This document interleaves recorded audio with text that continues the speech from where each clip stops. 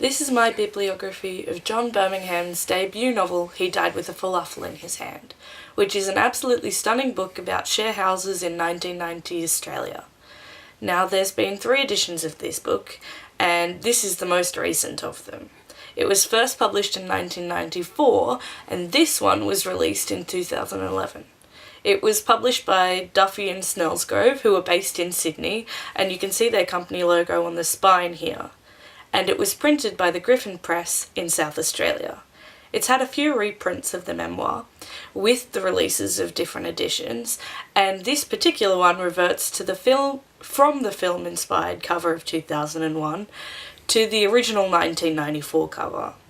I much prefer this cover because it leaves a lot of room to the imagination of what the book could be about, whilst also addressing the minimalist life that comes with share house accommodation. The typesetting of this edition was produced by Maggie Cooper, which was based on the original design by Peter Rowan.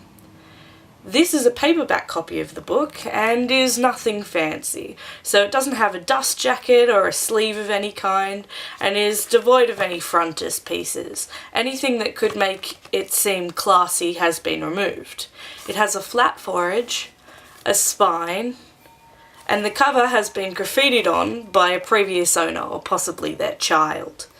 Opening it up at the front of the body of leaves, which is here, we have a page biography, which comes in place of the bastard title page. And then on our title page, we have a little piece that's signed by the author. Now, as we flip over, we have the colophon, and it separates itself from the body of work by a loose leaf. Toward the back,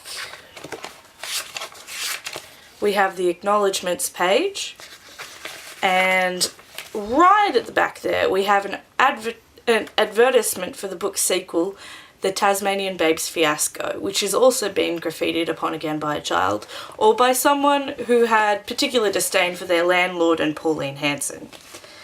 Now, Birmingham's book has made itself known in an unusual way, winning no prizes to speak of, yet it struck a chord with its audiences, and has since been adapted into a play, a film, and graphic novel formats. Being published for the first time 19 years ago and still selling copies, that's a confirmation of the popularity and the quality of this read. What allowed me to enjoy this memoir enough to make it the subject of my bibliography is more a testament to the circumstances in which I acquired it and the context in which I read it. Recommended to me by my librarian ex-boyfriend, I searched libraries to no avail, and suddenly came upon a copy of it at a friend's house during a Christmas dinner party. It belonged to a male housemate who moved out due to difficult circumstances and had evidently borrowed it from a previous housemate, as you can see from the signed message from the author on the title page to Caroline. So this truck noise, it's a sex thing, right?